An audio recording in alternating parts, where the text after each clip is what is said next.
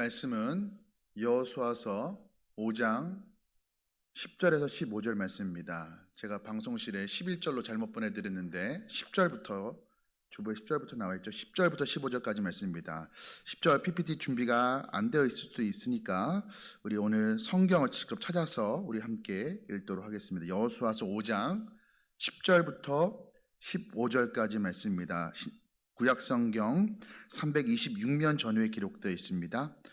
우리 다 찾으신 줄 알고 앞 준비가 되어 있네. 우리 함께 한 목소리로 봉독해 올리겠습니다.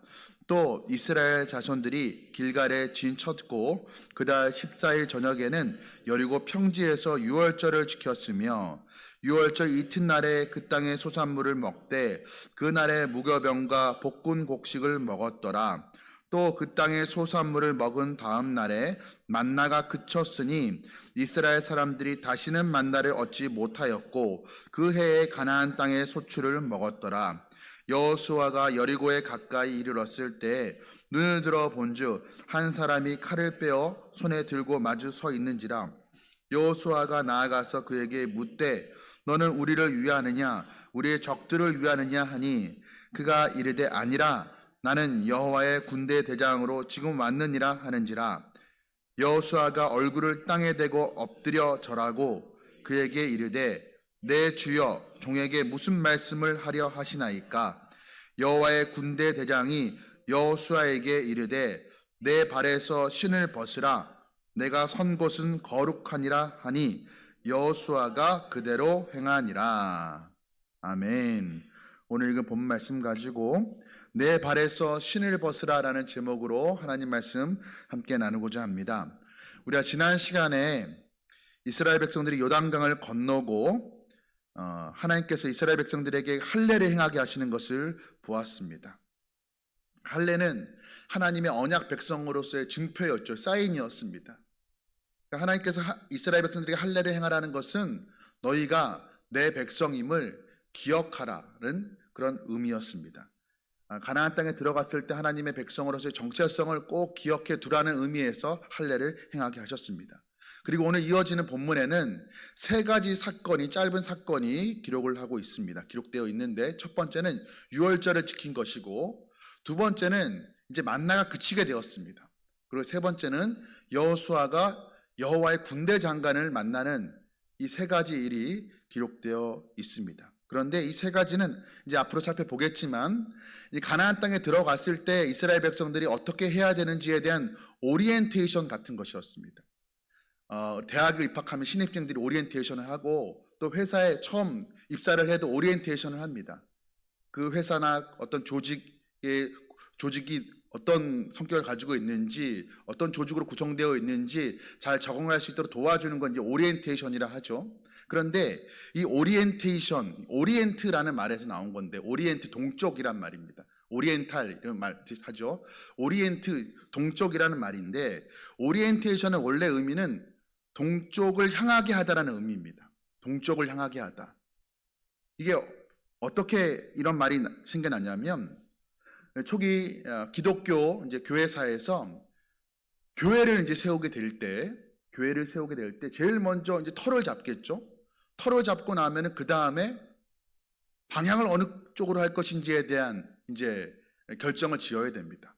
그런데 초대교회 성도들이 방향을 그냥 임의로 편의대로 아무 쪽으로 한 것이 아니라 동쪽을 향하게 교회를 지었습니다. 항상 교회 입구는 동쪽을 향하게. 이유가 무엇이냐면 마태복음 24장 27절 말씀 보면은 주님께서 임재하실 때 어떤 징조에 대해서 이렇게 표현을 하고 있습니다. 번개가 동쪽에서 나서 서쪽 서편까지 번쩍임 같이 인자의 임함도 그러하리라.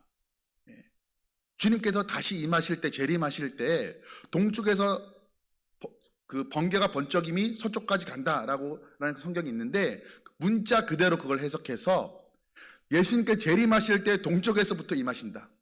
그래서 교회의 성전의 입구를 동쪽 방향으로. 왜냐하면 예수님께서 재림하실 때 제일 먼저 봐야 되니까. 그래서 교회의 방향을 동쪽을 향해서 그렇게 세웠다라고 합니다.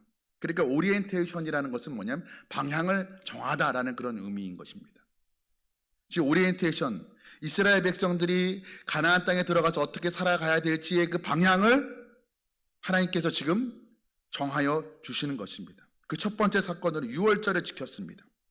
오늘 우리가 읽지는 않았지만 그 여호수아서 4장 19절에 보면 이스라엘 백성들이 요단강을 건널 때 그 때를 기록하고 날짜를 정확하게 기록하고 있습니다. 언제였냐면 첫째 달 10일입니다. 그러니까 1월 10일 날 요단강을 건넜습니다. 그런데 오늘 본문에 보니까 오늘 날짜가 10절 말씀에 이스라엘 자손들이 길갈에 진쳤고 그달 14일 저녁에는 여리고 평지에서 유월절을 지켰으며 라고 말하고 있습니다. 그달 14일, 그러니까 1월 14일을 말하는 것입니다. 이스라엘 백성들의 그 유월절 절기가 1월 14일 저녁부터 일주일 동안 지키게 되어 있었죠. 그런데 그 사이에 우리가 지난주에 살펴보았듯이 요단강 건너자마자 이스라엘 백성들이 행한 것이 무엇이었습니까? 할례였습니다. 그러니까 유월절을 바로 앞둔 그 상태에서 유월절 준비 기간에 할례를 급하게 행하였습니다. 좀 끝나고 난 다음에 행해도 되지 왜 먼저 그렇게 급하게 했을까? 이유가 있습니다. 할례를 행해야지만 유월절을 지킬 수가 있었기 때문이었습니다. 출애굽기 12장 48절 49절 말씀입니다. 자, 제가 다 읽지는 않겠지만 내용을 보면 이렇습니다. 만약에 이스라엘 중에 거하는 거류민들, 나그네들, 이방인들이 이 유월절을 지키고자 할 때에는 반드시 유대인같이 이스라엘 백성들같이 할례를 행하게 하라. 그런 이후에 유월절을 함께 지킬 수가 있다라고 말했습니다. 그런데 이것은 나그네에게만 해당되는 것이 아니라 본토인 이스라엘인에게도 동일하게 해당되는 것이었습니다. 그러니까 할례를 받지 못하면 이방인이든 유대인이든 이스라엘 사람이들은 유월절을 지키지 못하는 것이었습니다. 많은 학자들이 이스라엘 백성들이 광야에서 첫 해 두 해, 출애굽해서 첫 해 두 해까지는 할례를 행했지만 그 이후에는 할례를 행하지 못하여서 유월절을 지키지 못했다라고 추측을 하고 있습니다. 그러니까 이제 드디어 40년 광야 생활을 끝내고 가나안 땅에 들어와서 처음으로 이제 할례를 행하고 첫 유월절을 지키게 된 것이었습니다. 여러분 유월절이 무엇입니까? 이스라엘 백성들이 애굽에서 나올 때 탈출할 때 출애굽할 때 그 마지막 날에 하나님께서 이스라엘 백성들을 구원해 내기 위해서 애굽 땅에 10가지 재앙을 내리시죠. 그런데 그 10번째 재앙이 바로 애굽에서 난 모든 것들, 그 장자나 사람이나 가축의 모든 처음 난 것들은 다 죽게 하셨습니다. 심판하셨습니다. 그러니까 장자의 죽음이라는 것은 꼭 첫째만 죽는다는 것이 아니라 장자가 머리 되어서 그 이후로 모든 둘째, 셋째, 넷째, 그러니까 모든 생명의 죽음을 의미하는 것입니다. 하나님께서 애굽 땅에 그런 죽음으로 심판하신 것이죠. 그런데 사실 이것은 모든 죄인된 운명을 의미하는 것입니다. 죄인된 인간이 하나님 앞에서 출애굽하던 날 밤 애굽에 처음 난 것들이 다 죽은 것처럼 그렇게 죽임을 당할 수밖에 없는 존재였습니다. 이스라엘 백성들도 마찬가지였습니다. 이스라엘 백성도 똑같은 죄인이었습니다. 그런데 하나님께서는 이스라엘 백성들을 긍휼히 여기셔서 그들의 조상들과 맺은 언약을 기억하셔서 그들에게는 심판을 면할 방법을 허락해 주십니다. 그 방법이 무엇이었냐면 어린 양을 잡아다가 그 어린 양의 피를 문설주와 위아래 그 임방에 그러니까 문의 테두리에 좌우 상하에 그 어린 양의 피를 바르면 하나님이 지나가실 때 죽음의 사자가 지나갈 때 그 피를 보고 히브리인의 집에는 그 어린 양의 그 피를 바른 것을 보고 넘어가겠다. 죽음으로 심판하지 않겠다라고 말씀하십니다. 그러니까 유월절의 뜻이 무엇이냐 하면 너물월. 그러니까 넘어간다라는 뜻입니다. 패스오버 넘어간다. 죽음이 그 집을 넘어갔다. 유대인을 넘어갔다라는 그런 의미인 것입니다. 그러니까 유월절은 이스라엘 백성들이 애굽에 죽을 운명이었는데 하나님께서 그들을 구원하셔서 죽지 않게 되었다. 죽음이 그들을 넘어갔다라는 그런 의미로서 지키는 절기인 것입니다. 유월절을 지킬 때마다 이스라엘 백성들은 하나님이 우리에게 구원을 베푸셔서 죽음이 우리를 넘어갔다. 우리가 구원받았다라는 것을 기억해야만 했던 그런 절기였던 것입니다. 그런데 지금 가나안 땅에 들어오자마자 즉 여리고성을 앞두고 첫 번째 전투를 벌이기 전에 먼저 할례를 행하게 했고 할례를 행한 것은 유월절을 지키게 하기 위였죠.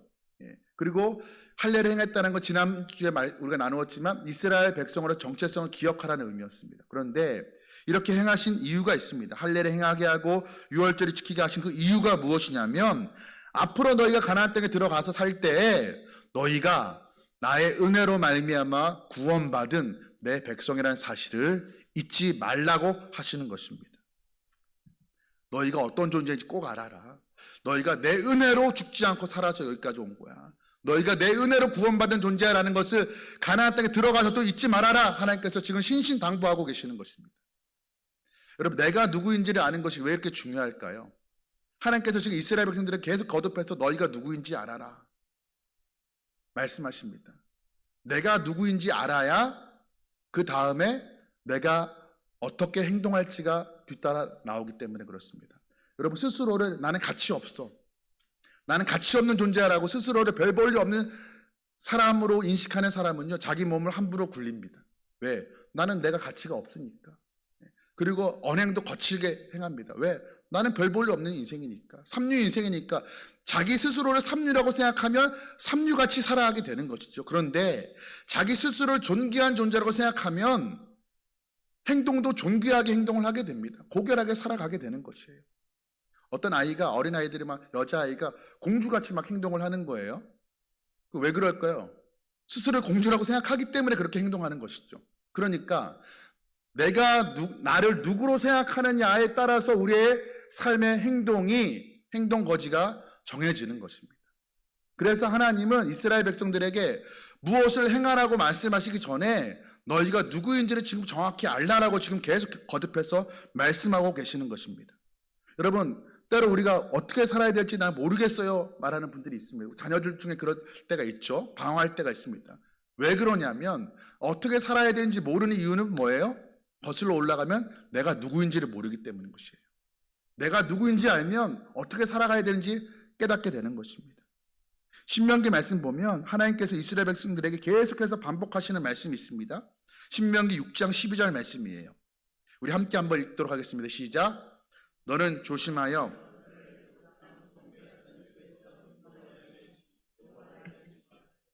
여호와를 잊지 말라고 말하는데 그냥 여호와가 아니죠. 어떤 여호와입니까?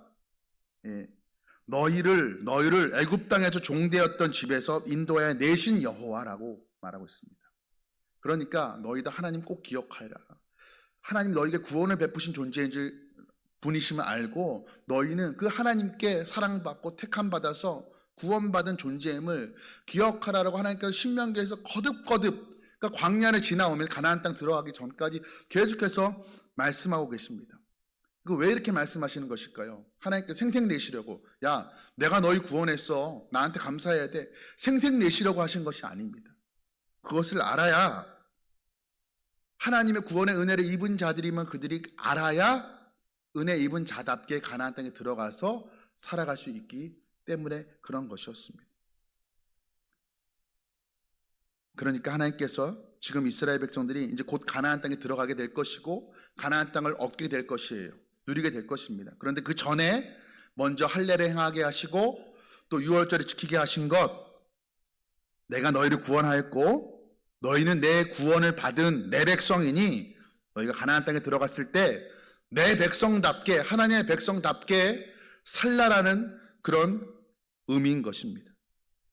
여러분, 우리가 어떤 존재입니까? 우리도 이스라엘 백성들과 동일하게 우리도 죄에서 죽음의 땅 애굽에서 우리가 건진받은 구원받은 하나님의 백성들입니다. 우리가 유월절 어린 양 대신 예수 그리스도의 피로 말미암아 구원받은 자들, 심판에 이르지 않은 자들, 죽음을 피한 자들인 것입니다. 우리는 세상에서 따로 구별되어서 분리된 사람들이죠. 수많은 사람들 중에 하나님께서 우리를 따로 택하여서 구별하였습니다. 우리 주일 오후 우리 찬양팀 이름이 카도시죠. 카도시. 카도시, 거룩이란 뜻인데 사실 카도시는 원래 의미는 무엇이냐면 구분하다, 구별되었다라는 뜻입니다.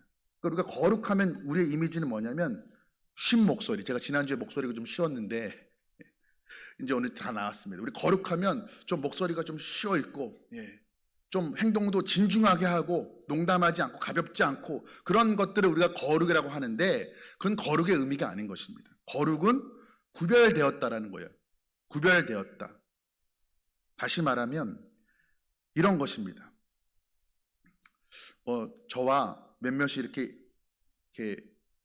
이야기를 나누고 있는데 누가 옆에서 봤을 때 그냥 다 고만고만하게 생긴 거예요. 그래서 목사님이 그냥 목사님 뭐 친구들하고 동기들하고 얘기하는구나라고 이렇게 생각을 하는데 거기에 차은우가 딱 한 명이 포함되는 거예요. 차은우가 딱 거기에 들어오면 4명이 됐잖아요. 그런데 우리 그걸 보는 사람들은 3명과 1명으로 정확하게 구분해서 보게 됩니다. 그렇죠? 그 전에 차은우가 거기 들어오기 전에는 뭐 목사님과 누가 2명이 같이 얘기하는구나라고 구분되지 않아요. 다 비슷비슷하게 생겼어요. 그런데 차은우가 들어오는 순간에 정확하게 여러분 차은우는 누구냐 모르시는 분들은 굉장히 잘생긴 사람이에요. 옛날에 장동건처럼 잘생긴 사람이에요. 그러면 그걸 바라보는 사람들은 누가 가르쳐주지 않아도 저기 3명과 차은우가 있구나. 3명과 1명은 정확하게 구분해서 보게 됩니다. 그게 거룩의 의미인 거예요. 구별된 하나님께서 우리를 이 악한 세상에서 구별해서 불러낸 존재가 우리인 거예요.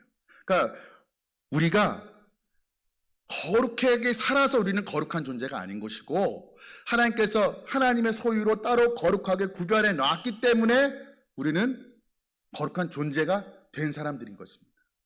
여러분 지성소에 쓰여지는 뭐 물그릇들 여러 가지 그릇들 있죠. 성물이라고 하죠. 그런데 그 자체가 그 녹그릇이 그 자체 성분이 거룩한 게 아니죠. 왜 성물이라고 합니까? 하나님의 것으로 하나님의 지성소에 쓰임 받도록 따로 구별해 놨기 때문에 그게 성물이 되는 것입니다. 우리 성도들을 우리 믿는 자들을 성도라고 하죠. 거룩한 무리들이라는 뜻입니다. 왜 우리가 성도입니까? 집사님, 권사님 성도가 맞습니까? 거룩한 사람이 맞습니까? 라고 물어볼 때 우리는 대답을 잘 못합니다. 왜 그렇죠? 내가 거룩하게 살지 못했는데. 여러분 우리가 거룩하게 살았기 때문에 성도가 아닌 거예요. 우린 이미 하나님의 세상으로부터 구별해낸 존재이기 때문에 우리는 그 자체로 구별된 사람들, 그게 거룩의 의미라고 했죠. 우리는 성도인 것입니다. 그렇다면 하나님께서 왜 우리 성도에게 왜 이스라엘 백성들에게 내가 거룩하니 너희도 거룩하라 말씀하신 것일까요? 이미 거룩한데 이미 우린 구별되었는데 그 의미는 무엇이냐면 너희가 거룩하게 살아서 너희가 성도가 되어라 거룩한 사람이 되어라 하나님의 백성이 되어라 그런 의미가 아니라 너희가 이미 거룩한 존재이니까 이제는 거룩한 사람답게 살아가라는 의미인 것입니다. 우리는 우리의 힘으로 거룩한 존재가 될 수가 없는데 하나님께서 은혜로 우리를 거룩한 사람으로 불러주셨어요. 따로 세상에서 구별해 내셨어요. 그래서 이제 그런 사람답게 살아가라는 주님의 부탁인 것입니다. 여러분 우리가 이미 거룩한 존재, 구별된 존재임을 믿으시길 바랍니다. 거기에 내 행위와 내 어떤 형편, 내 처지, 내가 살아온 모습들은 전혀 상관이 없습니다. 하나님께서 우리의 행위를 보지 아니하고 우리 믿음으로 우리를 거룩하게 불러내셨습니다. 우리가 이미 거룩한 존재임을 알고 세상에서 우리의 정체성에 맞게 이제는 거룩하게 살아가는 저와 여러분 되시기를 주님의 이름으로 축복합니다. 오늘 2번째 사건은 이제 이스라엘 백성들이 요단강 건너자마자 가나안 땅이에요. 아직 가나안 정복 전쟁이 본격적으로 시작되지 않았지만 이미 가나안 땅에 들어왔습니다. 그런데 처음으로 그 땅의 소산물을 먹게 됩니다. 그 사건이 기록되어 있는데 12절 말씀입니다. 또 그 땅의 소산물을 먹은 다음 날에 만나가 그쳤으니 이스라엘 사람들이 다시는 만나를 얻지 못하였고 그 해에 가나안 땅의 소출을 먹었더라. 이스라엘 백성들이 그동안에는 광야 생활하면서 뭐 먹고 살았습니까? 광야에서 그들이 농사 지을 수가 없었죠. 40년 동안 하나님께서 하늘에서 만나를 내리셔서 매일매일 일용할 양식을 허락해 주셔서 그들이 만나를 먹고 살아왔습니다. 그런데 가나안 땅에 딱 들어와서 이제는 하늘에서 내려지는 만나가 아니라 땅에서 나는 음식을 먹게 된 거예요. 곡식을. 그러니까 바로 그 다음날 딱 만나가 그치게 되었습니다. 이제는 땅에서 난 것을 먹을 수 있으니까 더 이상 만나가 필요치 않게 된 것이죠. 여러분 그런데 하늘에서 내려지는 만나와 땅에서 우리가 난 소산물 어느 것이 더 좋습니까? 우리 생각에 왠지 내가 스스로 노동해서 수고해서 얻은 그 땅의 소산물보다 하나님이 그냥 공짜로 주시는 신비한 방법으로 내려주시는 그 만나가 우리 더 좋다라고 생각을 합니다. 그런데 하늘에서 내려진 만나만이 하나님이 주신 것이 아닙니다. 이스라엘 백성들이 이제 앞으로 가나안 땅에 정착해서 농사 지으며 살 텐데 그들이 수고하여서 거둔 땅의 소산물도 하나님이 주신 것이에요.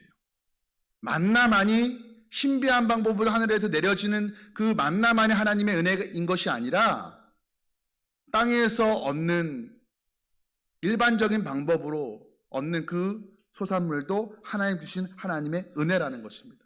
동일하게 다. 다만 방식이 다른 것 뿐인 것입니다. 그러니까 광야라는 것은 비상시예요. 그러니까 비상시니까 하나님께서 일반적이지 않은 방법으로 신비한 방법으로 그들을 응급처치로 먹이셨습니다. 특별한 은혜죠. 그러나 이제는 가나안 땅에 들어왔어요. 더 이상 만나를 내릴 필요가 없어지게 된 것이에요. 그러니까 땅의 소출, 그러니까 아주 일상적인 일반적인 방법을 통해서 하나님께서 이스라엘 백성들을 먹이시는 것입니다. 그러니까 만나가 끊어졌다고 해서 하나님의 은혜가 끊어진 것이 아닙니다. 다른 방법으로 하나님께서 그들에게 은혜를 계속해서 허락해 주시는 것입니다. 오늘 하나님께서는 너희가 이제는 가나안 땅에 들어가서 땅의 소산물을 너희가 수고해서 거두어서 먹게 될 것인데 그조차도 만나처럼 내가 주는 것임을 기억하라. 그조차도 은혜임을 기억하라라고 말씀하시는 것입니다. 우리가 광야 지날 때 하나님께서 신비한 방법으로 도우실 때가 있죠. 저도 신대원 다닐 때 마지막 3학년 때 등록금을 내야 되는데 좀 어려운 상황이 되었습니다. 그런 그때 얼굴도 이름도 알지도 못하는 어느 권사님께서 가난한 신학생 도와주라고 해서 누구누구를 통하여서 제가 2학기 3학년 1년 마지막 등록금을 내고 졸업을 한 기억이 있습니다. 그러니까 전혀 예상하지 못했던 방법이었죠. 그러면 이제 파트 전도사, 교육 전도사 이제 그만하고 이제 사례가 많을 때에도 그렇게 목돈으로 누가 무명의 권사님 도와주는 거 그렇지 않죠. 그 비상시에만 하나님께서 도와주시는 것이에요. 그러나 비상시가 끝나고 일상의 시간이 오면 하나님께서 일반적인 방법으로 우리를 도우십니다. 그것도 은혜라고 말씀을 드렸습니다. 여러분 우리가 내가 직장에서 수고하고 땀을 흘려서 얻은 그 결과도 땅의 소산물도 하나님의 은혜임을 기억하십시오. 내가 스스로 걷어낸 것이 아님을 우리는 기억해야 될 것입니다. 그것도 일상의 은혜입니다. 여러분 일상의 은혜는 하늘에서 내려지는 만나처럼 신비롭지 않죠. 굉장히 평범합니다. 이게 은혜야? 너무 평범한데? 그럼 그게 은혜입니다. 마치 집밥과도 같습니다. 이런 특별한 날에는 우리 외식도 하죠. 뷔페도 먹고 맛집도 갑니다. 막 사진도 찍어 올리고 아침에 엄마가 된장찌개 끓여주는데 그거 사진 찍어서 인스타그램에 올리는 자식은 없죠. 꼭 밖에 나가서 비싼 거 먹을 때 사진 찍어 올리죠. 그런데 여러분 그 대단해 보이지 않은 그 평범한 그 집밥이 너무나 익숙해서 평범해서 감사를 잊어버린 그 집밥이 있기에 우리의 일상의 삶이 유지가 되는 것입니다. 특별한 음식은 가끔 먹어도 되지만 집밥이 사라지면 엄마가 해주는 그 평범한 그 집밥, 내 감사함도 모르고 매일 새끼 먹는 그 집밥이 사라지면 우리가 살아갈 수가 없게 되는 것입니다. 우리 신앙도 그렇습니다. 우리는 때때로 특별한 은혜, 신비한 은혜를 구합니다. 하늘에서 만나가 내려지기를 어떤 특별한 집회에 가서 정말 마음에 불이 들어오는 뜨거운 체험을 하는 눈물 콧물 다 빼는 그런 특별한 경험을 우리가 하기를 원하는 때가 있죠. 어떤 기적을 경험하고 싶을 때가 있습니다. 물론 하나님께 때때로는 그런 방법 통해서도 우리에게 은혜를 주십니다. 하지만 우리를 진짜로 살리고 자라게 하는 것은 대부분 그런 특별한 은혜가 아니라 일상의 은혜입니다. 그저 매일매일 읽는 성경 한 장, 습관처럼 드리는 기도, 익숙한 예배, 당연하게 여겼던 교회 공동체, 이런 은혜들은 화려하지 않죠. 평범합니다. 그러나 이런 것들이 집밥처럼 우리의 삶을 살아가게 만드는 하나님의 은혜인 줄 믿으시기 바랍니다. 여러분 특별한 은혜를 쫓아보면 뭔가 특별한 것, 뭔가 자극적인 것, 그것을 쫓다 보면 평범한 이미 우리에게 부어지고 있는 그 매일의 평범한 일상의 은혜를 우리가 놓칠 수가 있습니다. 여러분, 가장 큰 은혜는 대단해서, 너무나 크고 대단해서 놀라는 그런 은혜가 아니라 너무 당연해서 잊어버렸던 바로 그것이 우리에게 가장 큰 은혜인 것입니다. 여러분, 때로는 병이, 이건 절대 못 낫습니다. 이거 불치병입니다. 난치병입니다. 라고 했던 그 병이 기적처럼 낫는 것도 하나님의 특별한 은혜입니다. 그렇죠? 그런데 나는 왜 그 병이 낫지 않을까? 그리고 그 병 때문에 고통을 안고 계속 살아갑니다. 그런데 그 낫지 않은 그 질병을 가지고도 계속해서 살아갈 수 있도록 신앙을 가지고 포기하지 않고 주님 바라보며 살아갈 수 있게 만드는 것도 하나님의 은혜인 줄 믿으시기 바랍니다. 여러분, 일상 속에서 평범하게 베푸시는 하나님의 은혜가 너무나 소중합니다. 여러분, 오늘도 우리가 평범한 예배를 드리고 있죠. 너무나 평범한 예배, 평범한 말씀을 듣게 하시고 또 평범한 삶을 살게 하시는 그 은혜가 집밥과도 같지만 너무나 평범하지만 그것이 우리의 삶을 책임지고 살아가게 만드는 것임을 깨닫고 감사하는 저와 여러분 되시기를 주님의 이름으로 축복합니다. 마지막 세 번째 오늘 본문에 기록된 사건은 여호수아가 하나님의 군대 장관을 만나는 장면입니다. 오늘 본문 13절 말씀 보니까 여호수아가 여리고에 가까이 이르렀을 때라고 말하고 있어요. 여호수아가 갑자기 혼자서 여리고성 가까이 간 거예요. 전쟁하러 간 것이 아니었습니다. 혼자서. 누가 동행했다는 기록이 없습니다. 그 왜 갔을까요? 이제 여리고 성을 앞두고 이제 전쟁을 벌여야 되는데 그 성을 한번 보러 간 거예요. 참 여리고 성이 참 크고 견고하구나. 저 성을 과연 무너뜨릴 수 있을까? 하나님, 좀 불안감도 있었겠죠? 부담감도 있었을 거예요. 왜냐하면 본인이 책임자거든요. 본인이 이스라엘 정복전쟁의 책임자, 리더이기 때문에 부담감도 있었을 거예요. 한편으로는 기도하는 마음도 있었을 것입니다. 하나님, 저 크고 거대한 그 여리고성, 그런 하나님 함께 하시면 우리가 이길 줄로 믿습니다. 하나님 도와주십시오. 아마 그런 여러 가지 만감이 교차했을 것입니다. 그런데 그때 누군가를 만나게 됩니다. 눈을 들어본 즉 한 사람이 칼을 빼어 손에 들고 마주 서 있는지라. 여리고성 가까이 갔는데 누가 칼을 들고 서 있어요. 여호수아 깜짝 놀랐겠죠. 왜냐? 적군의 확률이 높죠. 그래서 여호수아가 묻습니다. 너는 우리를 위하느냐? 우리의 적들을 위하느냐? 너 우리 편이야? 아니면 여리고 편이야? 이렇게 물은 거예요. 그러니까 그 칼을 든 사람이 이렇게 대답합니다. 14절 말씀에 그가 이르되 아니라 나는 여호와의 군대 장관으로 지금 왔느니라 이렇게 대답을 해요. 자, 너 우리 편이야? 아니면 아니야? 너 우리 편이야? 적의 편이야? 라고 묻는데 아니라고 말합니다. 그러면서 하는 말이 나는 여호와의 군대 장관이다 라고 말을 해요. 여러분, 여호와의 군대 장관이면 나 너희 편 맞아 이렇게 대답해야 되는 거 맞는 거 아니겠습니까? 맞아, 나 여호와의 군대 장관이고 나 너네 편이야, 나 여리고 편이 아니야 라고 말해야 되는데 지금 여호와의 군대 장관이 지금 여호수아의 질문, 우리 편이야 적의 편이야 라는 그 질문에 둘 다 아니라고 말하고 있는 거예요. 나 네 편도 아닐 수도 있고 나 여리고 편도 아니야. 나는 하나님의 군대 장관이야. 그럼 무슨 의미입니까?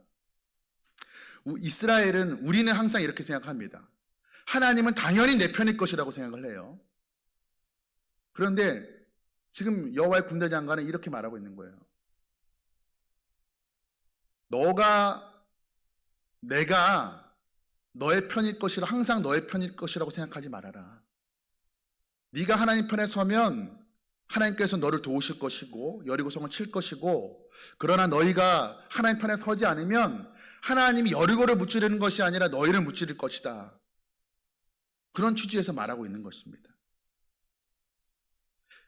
미국의 남북전쟁 때 링컨의 참모가 링컨에게 이렇게 물었다고 합니다. 대통령 각하, 하나님이 우리 편이시겠죠? 우리 북군 편이시겠죠? 이렇게 물었다고 해요. 그러니까 링컨이 이렇게 대답을 합니다. 내 관심은 하나님이 우리 편이신가가 아닙니다. 우리가 하나님 편에 서 있는가입니다. 이렇게 대답을 했다고 해요. 여러분, 우리는 항상 당연히 하나님은 내 편이야. 나를 지지해주고 나를 응원해주고 나를 공감해주고 내 감정을 공감해주고 내 생각을 지지해주는 분, 내 계획이 옳다라고 박수쳐주는 분, 그렇게 생각을 합니다. 그런데요, 사실은 그 반대일 경우가 너무나 더 많습니다. 중요한 것은 하나님이 내 편인가가 아니라 내가 과연 하나님 편에 서 있는가라는 것입니다. 여호와의 군대 장관이 이렇게 말을 하고 15절에서 이렇게 말합니다. 여호수아에게 이르되 내 발에서 신을 벗으라, 내가 선 곳은 거룩하니라 하니. 신을 벗으라, 내가 선 곳은 거룩하다. 그 땅이 특별하게 거룩한 자리이라서가 아니라 하나님이 임재하신 곳이기 때문에 거룩하다라는 것이에요.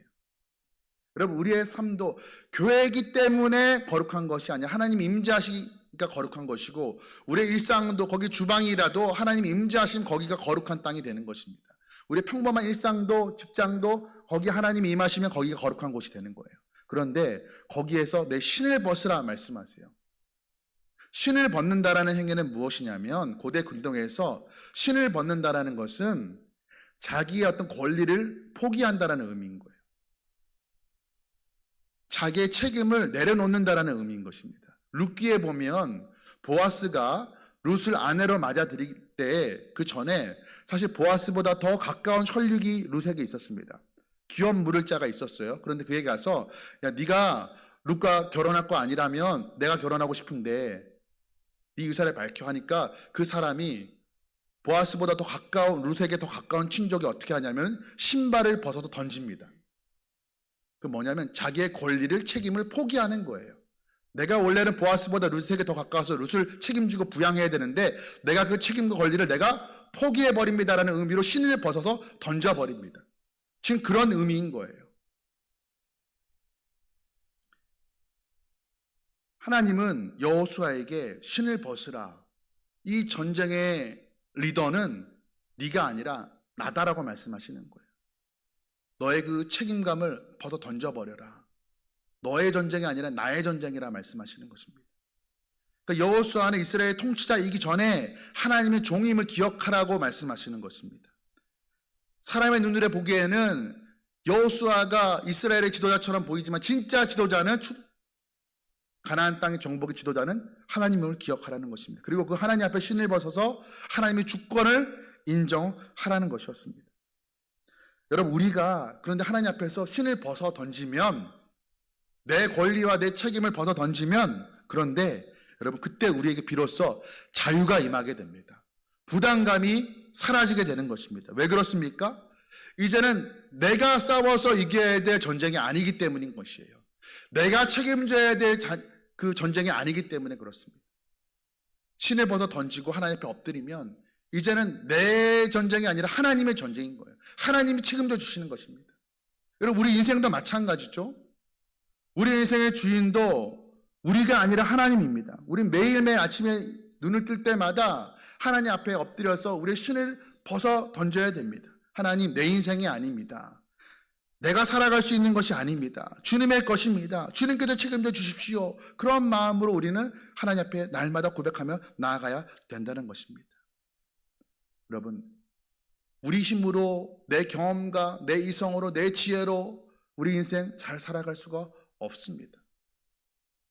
그런데 하나님께 신을 벗어 던지면 하나님께서 이스라엘을 대신해서 여리고 성을 무너뜨려 주셨던 것처럼 하나님께서 우리 인생을 살아가게 도와주시는 것입니다.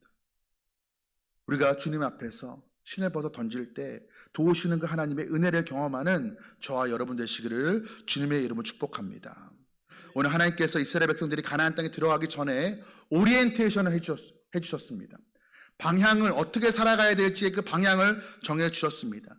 너희가 가나안 땅에 들어갔을 때 내 은혜로 구원받은 자임을 꼭 잊지 말고 기억하라고. 그래서 구원받은 성도답게 살아가라고. 그리고 너희가 이제는 하늘에서 내려지는 만나가 아니라 일상의 평범한 은혜를 누릴 때도 그것조차도 하나님의 은혜임을 알라라고.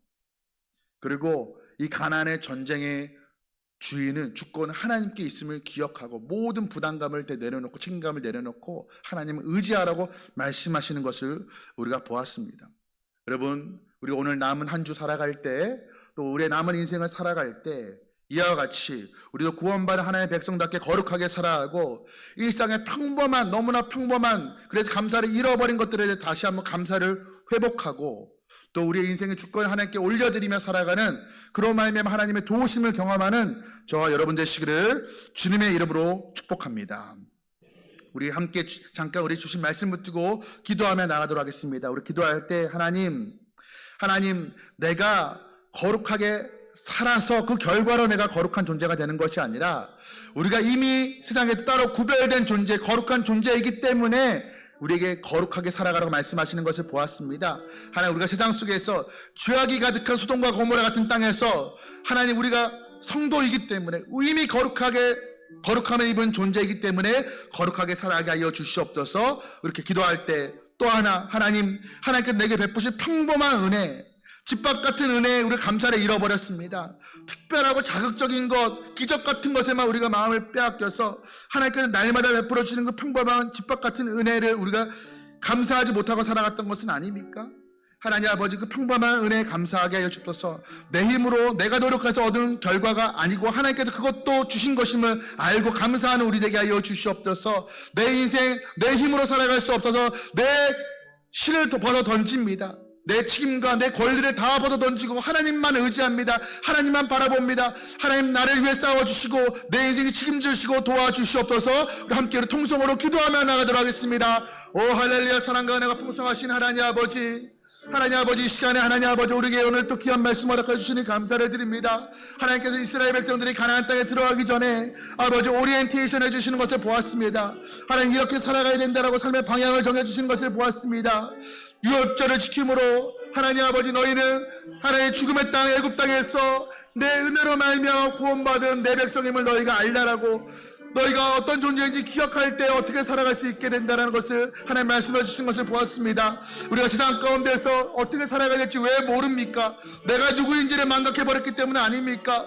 하나님, 우리가 누구인지, 우리 스스로가 누구인지를 기억할 수 있도록 주님 도와주시옵소서. 아버지, 어디에서 무엇을 하든지 간에 아버지, 우리가 하나님의 은혜로 구원받은 하나님의 백성임을 기억하게 하여 주시옵소서. 우리는 따로 구별된 이미 거룩한 성도라고 부름받은 아버지 성도이기 때문에, 하나님의 백성이기 때문에 이제는 세상 가운데서 하나님을 닮아 거룩하게 살아갈 수 있도록 주여 도와주시옵소서.